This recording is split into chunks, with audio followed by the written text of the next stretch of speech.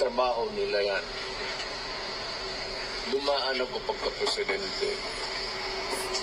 Alam ko ang trabaho.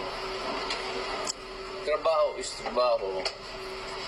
Trabaho nila, alam nila. So, best really ito, wala lang pilitan na respetuhan lang. Anyway, kung hindi nila ako patay, at life is bigla lang sila na naman ang nasa kabila. So what will happen? Alam naman nila ang possibility niya. It's just a matter of months actually. Kung manalo si Inday pagka-presidente, saan ito? Ambi akong bag, baby. May. Ambi akong bag. Upos ito. Kaya kailangan siya Tori, trabaho mo nila yan. Kailangan Kinig ka lang. Piliginan na dahil lang piliginan si Inday tatakbo ng presidente yan. Lalo na ngayon nag-generate tuloy ng simpatiya. Putang inam. Mag-plus yan.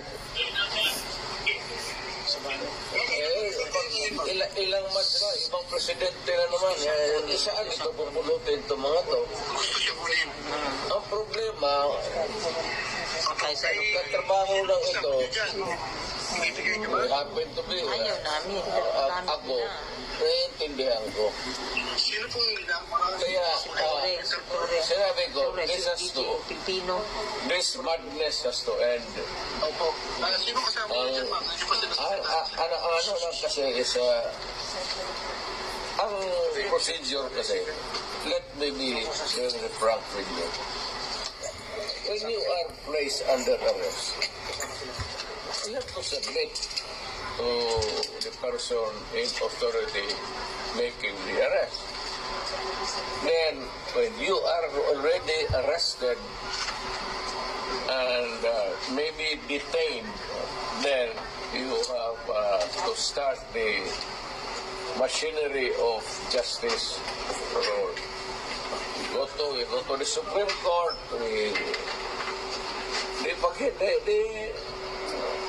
Ako, Go to the Supreme dumaan ako sa okay na sa akin. Well, nothing to lose na ako. Nothing to lose. Absolutely nothing. Hindi ba rin ako sabihin mo kulong ng habang buhay? Wala ako.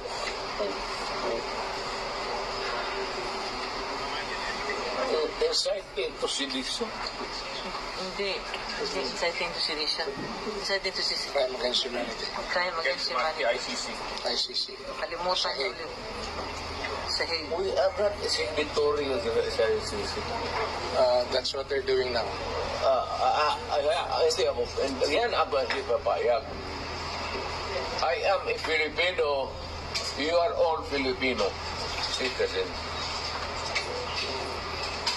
Ako, pag nagkasala, you prosecute me in Philippine courts with the Filipino judge, the Filipino prosecutor, at magpakulong ako dito sa bayan ko. Kung sakali. They're preparing you to bring you to the Hague. I am sure. I am very sure. I'm a lawyer. Abogado ka man. I am sure the Supreme Court will rebuke them. Maski na hindi tayo maghingi na, the Supreme Court will rebuke them. Tignan mo. Hindi pa bayad ang Supreme Court. Wala tayo extradition treaty.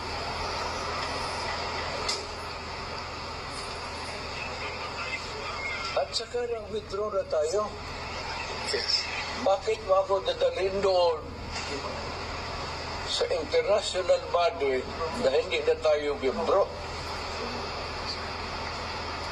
That's a big question. Kaya nga, ito sila sa Supreme Court. Tignan mo. whether rightly or wrongly ang decision na mag-withdraw tayo sa ICC, the fact that we are already not a member. So, dapat intindihin ng mga abogado yan, pati sila, they should, kahit ano naman, Arturo, ask them seriously again. Kasi, malapit ka na mag-retire. So, just ask them, sigurado ba kayo dito?